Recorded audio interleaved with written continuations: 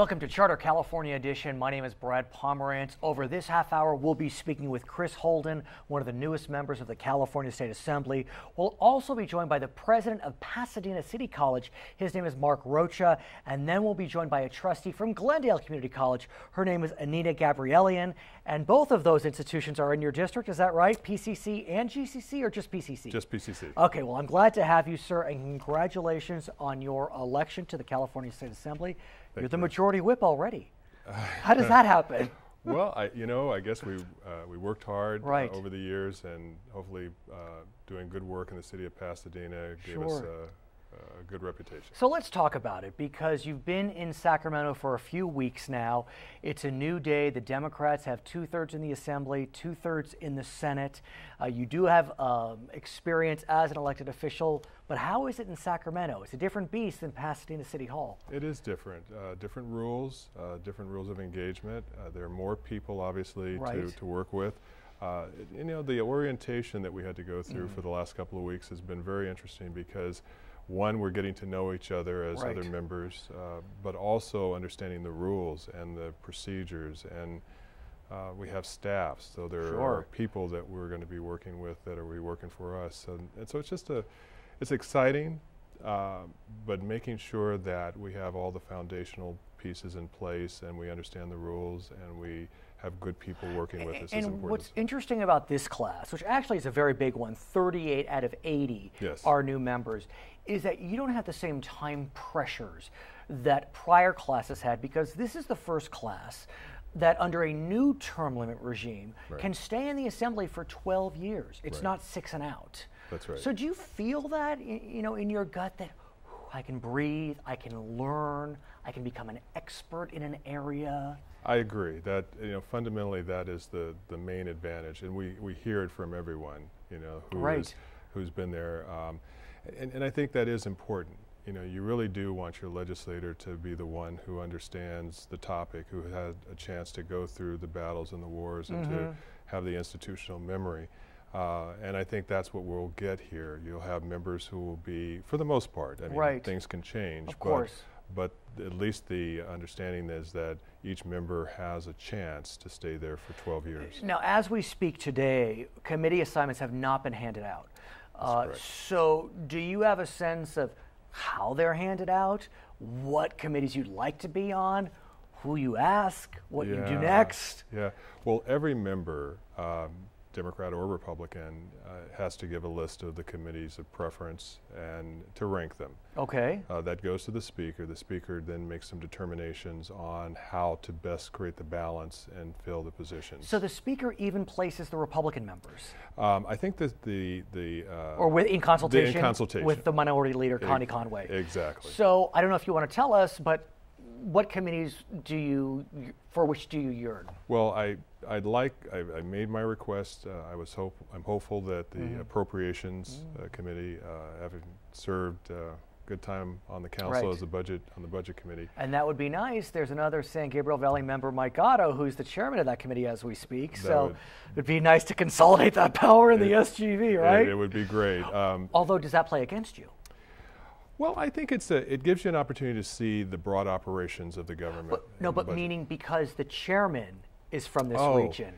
I don't know. I don't know. We'll have to see how it all works out. But that was the first. The other was Energy and Commerce, Business and Profession. Energy and Commerce, because for many years, obviously, the city of Pasadena has its own water and power company, so understanding utility business. Business and Profession, I'm a licensed real estate broker, and so understanding that operation. And let's talk about business, the economy, because you've already submitted your first bill. It's called AB 9. Yes. Give us a sense of what that bill is and what you hope to accomplish with it. Okay, well, what we're really trying to do there, Brad, is to sort of lock into a place where the conversation during the campaign was on jobs, the economy, and the like. And so we really wanted to take an opportunity to identify an area that we wanted to bring some energy. And at the spot bill, if you will, or just a placeholder while we develop the bill, is to create the focus on the economy, but also create some time and opportunity to work with the local elected officials, the mayors, business and labor, and start to give some real focus. I know that there's, with cities, there's still some concerns about what do we do in the absence of in all absence of redevelopment. Redevelopment. Some. Yeah. I mean, you say the word redevelopment to city council members, and their eyes get bright red. They're still seething. Indeed.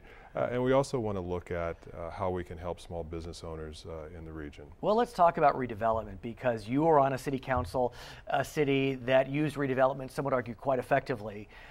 Is there any effort to, or did you have redevelopment in Pasadena? We did. You did, yeah. So is there an effort to bring back redevelopment in some form?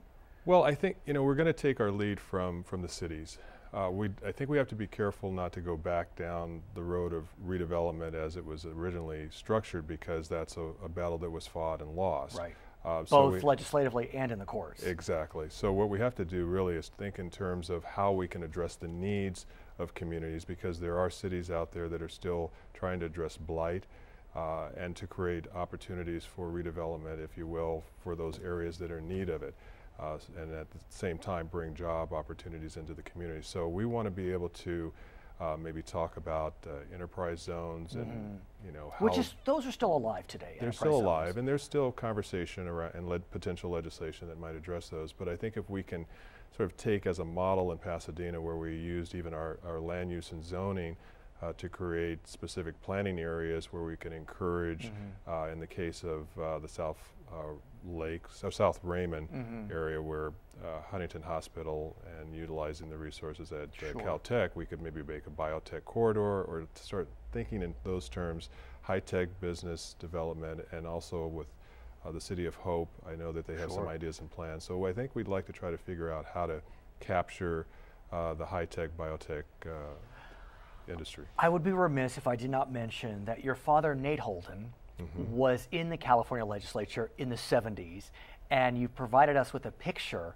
of your father and yourself on the floor of the assembly. As I said to you in the green room, he looks amazing. I want to look that good at 83. He doesn't look any different today than he did when he was on the LA City Council in the 80s and 90s. I mean, Brad, he's not 83.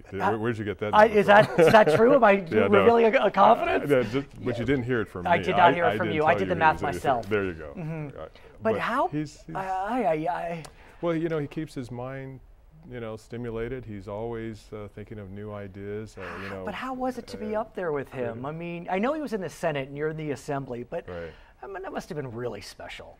It was. Right.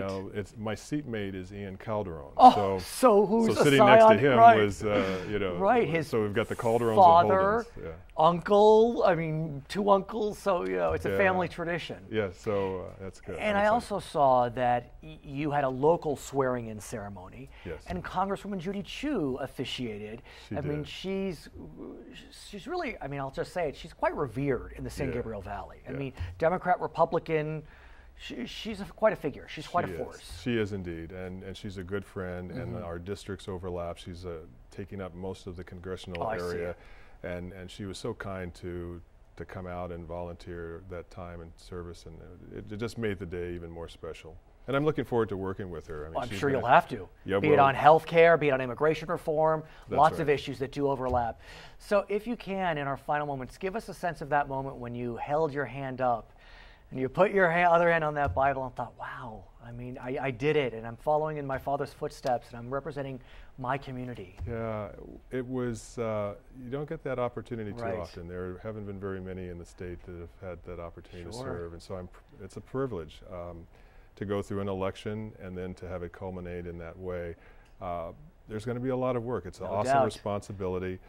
We take the opportunity seriously, and I'm just looking forward to continuing the relationships that have been developed and to do a good job. Congratulations again. His name is Chris Holden, member of the California State Assembly. When we come back, we'll be speaking with Mark Rocha. He is the president of Pasadena City College. I'm Brad Pomerance. We'll be right back.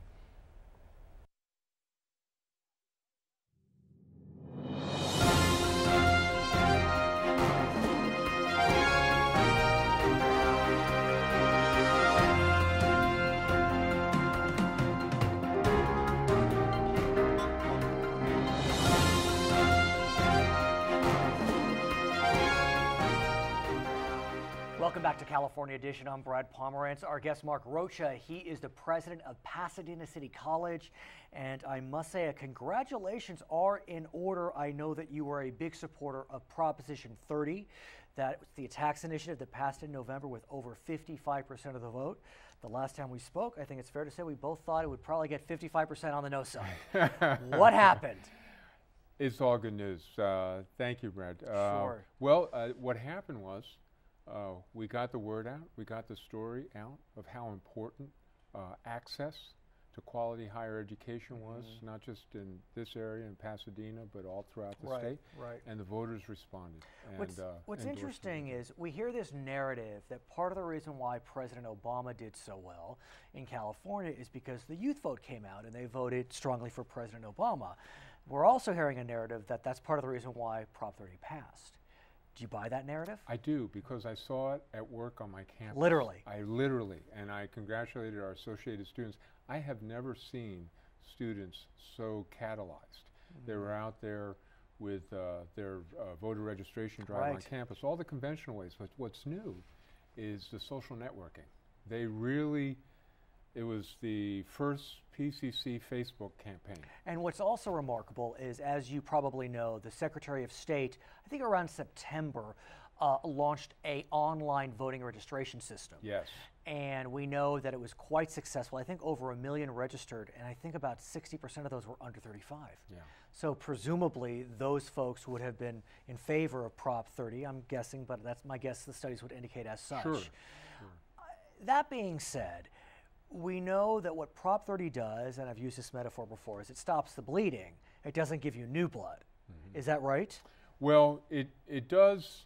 It's a big help. It's a big help. I don't want, you know, in one sense, obviously, as an administrator, I always want to manage expectations. Of course, fair enough. But on the other sense, it's okay for a little while to just say 3 cheers. Right. Because at least at PCC, this restores $7 million to my budget this year. Is that a lot? It's a lot of money. It's about, on a $109 million budget, that's a lot. Yeah. So that means I'm going to be able to restore about 700 classes to students. Thousands more students will have classes in just the next 6 months. But the best thing about Prop 30 is that gives us a stable window of 5 years of funding, so that our funding won't go down, so we can begin to do some planning. And then, of course, we have the wind at our back. It looks like the economy's coming back a little bit. It does seem that way. So we went from, you know, in the summer to, you know, planning for the worst, to now we're moving forward with our plans.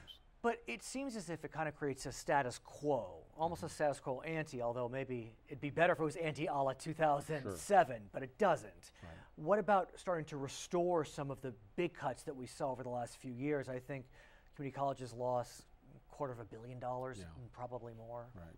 Well, one thing that was one of the effects of the cuts is that we learned how to be more cost effective. Which isn't bad. Which is not a bad thing. So the administration is slimmer. We are putting in a new computer system so that students can get student services registration much more quickly. So we joined the 21st century. That the budget cuts forced us to do that.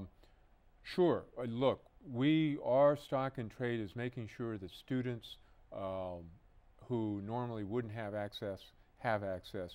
So we're going to put most of our money into classes, but we still have a job to do in terms of technology and so on. But look, we're not complaining. We're grateful to the voters, and we're going out there and looking at what some of our other opportunities are to raise money. And let's talk about that, because the Los Angeles Times did a pretty impressive story about a new trend in community colleges.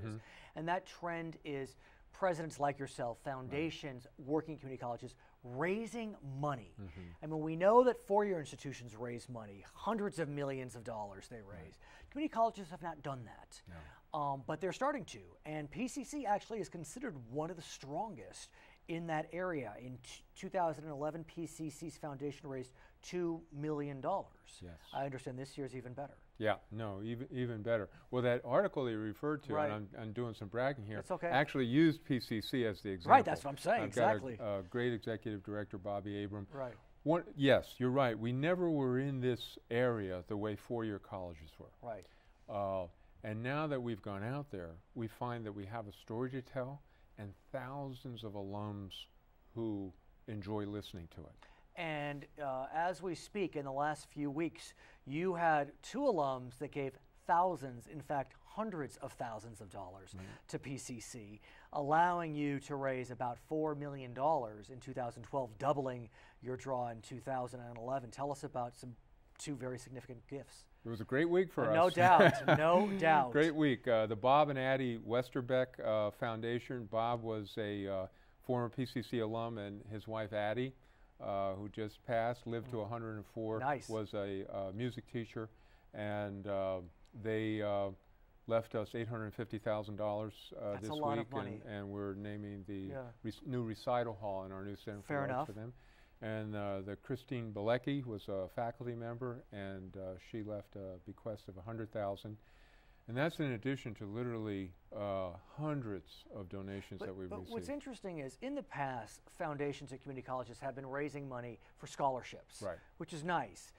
But the 4-year institutions, they're raising money not just for scholarships, but for actual programs, for classes. And so is PCC, as an example, raising money not just for scholarships, but to restore classes, to build buildings, to open new programs? We had our new Center for the Arts opens in July, 75,000 square foot building.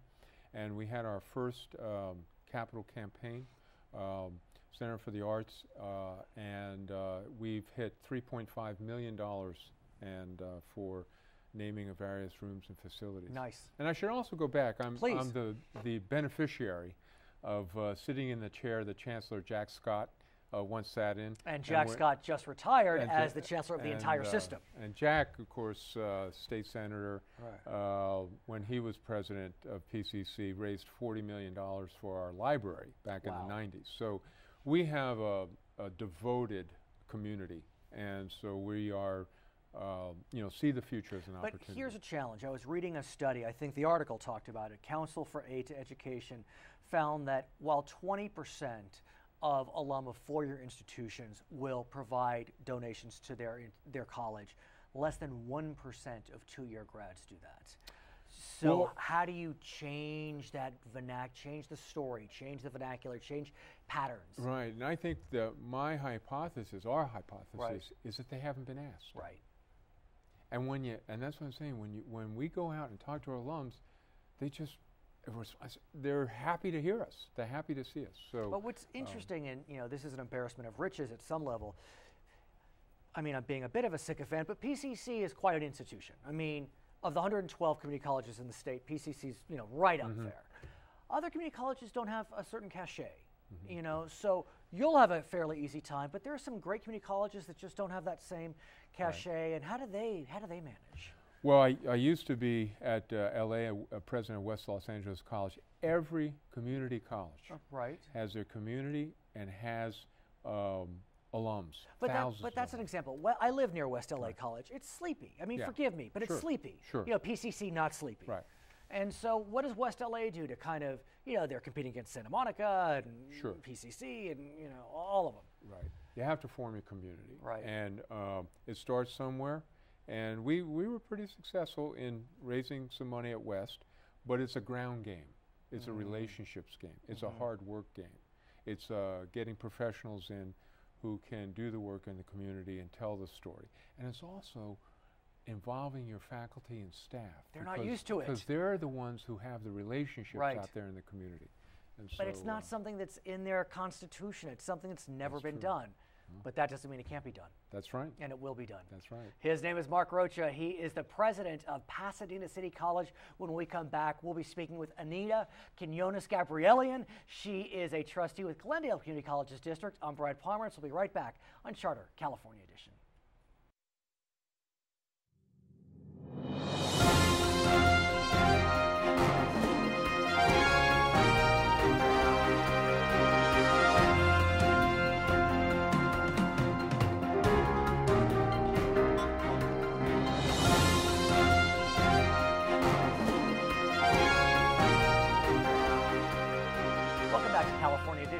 Brad Pomerance. Our guest, Anita Gabrielian, she is a trustee with the Glendale Community College District, and we thank you for joining us, Anita, again on the program.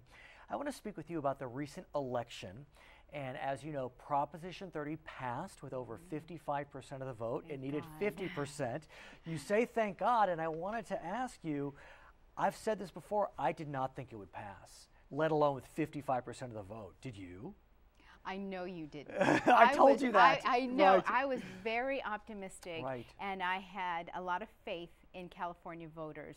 And thank God, yes, but thank every California voter. Thank Governor Jerry Brown and everyone who really supported it. Was it Governor Jerry Brown in the final analysis? Because what I have heard is there was a lot of nerves that he wasn't doing enough, but then in the last 2 weeks of the election, he went to college campuses and he spoke with young voters about what would happen if Prop 30 did not pass.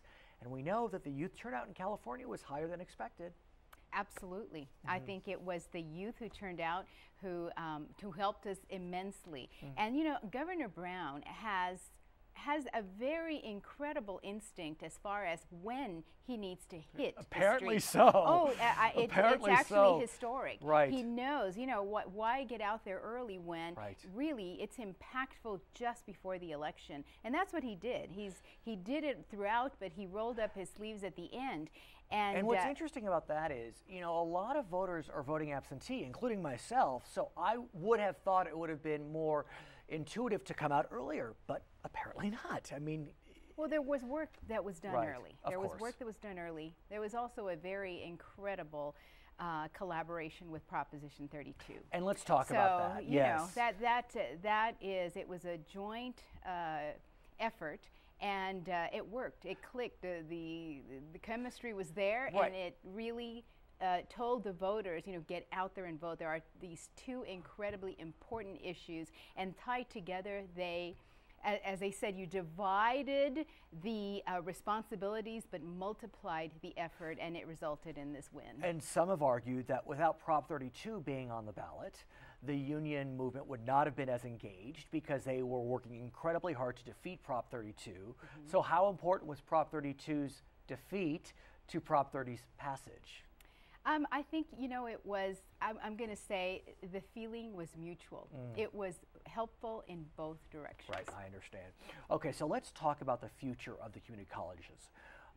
This doesn't provide new money. Not at all. It simply stops the bleeding. Exactly. And so where do community colleges go from here?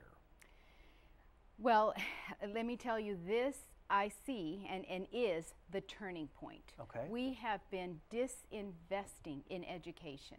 As you know, over the last 4 years, we have not served almost 500,000 students have not received what they needed because every year has been slashing that budget. This is the first year that we don't slash it. But again, it's only recovering a little bit of what we had before. And Anita, I want to ask you, if I may, about how we've had to turn away students. Not only have we turned away students entirely, but for fall of 2012, 85% of California community college students reported that they were on at least one waiting list. And so the students who are even present in the system can't get the classes that they need. So with Prop 30's passage, does that formula change? It improves. It improves. Okay. Again, like I said, it's a turning point for a long-term solution. In just fall, I mean, the immediate near future, it stops the bleeding. Okay. Okay. We're going to be able to educate about 20,000 more students. Okay. But that's a infinitesimal, considering the numbers 2.5 million about. Exactly, and the fact that we've already cut back on 500,000 students over the last 4 years. We are going to be able to offer 20,000 additional students this year. That's system-wide or GCC? This is system-wide California. For GCC, it meant out of the 210 million that Prop 30 will bring this coming year, for us, it's 4.6 million. So for us, it's 250 classes that we're going to be able to add back in. So you see that it's a small amount, but it's still making the difference and turning that tide. And I want to ask you also about classes, because I read an article recently in the Los Angeles Times. It was quite effective, and it talked about how students some are having to go to different campuses. I'm sure you saw that article. And the numbers, although they don't seem that high, about 5% in 2011, that's almost 70,000 students who are attending 2 campuses. And many community college students may not have access to their own vehicles, so they're taking public transportation. Exactly. And on top of that, now what campuses are doing is they're getting a bit parochial, and they're protecting people within their geographic boundaries. So some students can't even take classes at other campuses because they can't get in because they don't live in the district.